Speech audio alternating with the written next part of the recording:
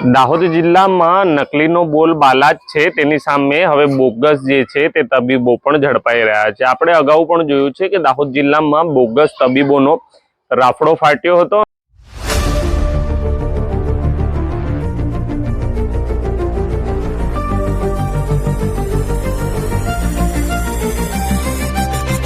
ઓફિસરો જે છે તે એક્શનમાં આવ્યા હતા। એવી જ ઘટના આજે દાહોદના જેસાવાડામાં બની છે, જ્યાં તાલુકા હેલ્થ ઓફિસરે જેસાવાડા ગામમાં એક હોસ્પિટલમાં તબીબને ચેક કરતા ત્યાંથી જે છે તે બોગસ ડોક્ટર મળી આવ્યો હતો। ત્યારબાદ જે તાલુકા હેલ્થ ઓફિસરે કાયદેસરની કાર્યવાહી હાથ ધરી હતી અને જે સાધનો અને મેડિસિનો છે તેઓને જપ્ત કરી હતી। જુઓ ગરબાડાના તાલુકા હેલ્થ ઓફિસર શું કહી રહ્યા છે।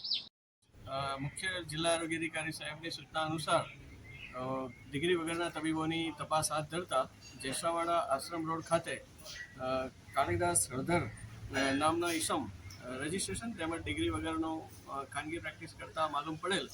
તેમની દવાઓનો જથ્થો, જેમાં આઈવી પોઈન્ટ તેમજ અન્ય દવાઓ પણ મળેલ, જે જથ્થો જપ્ત કરી અને એની સામે ફરિયાદ દાખલ કરેલ છે। તાલુકા આરોગ્ય અધિકારી ડૉક્ટર AR ડાભી, ગરબાડા।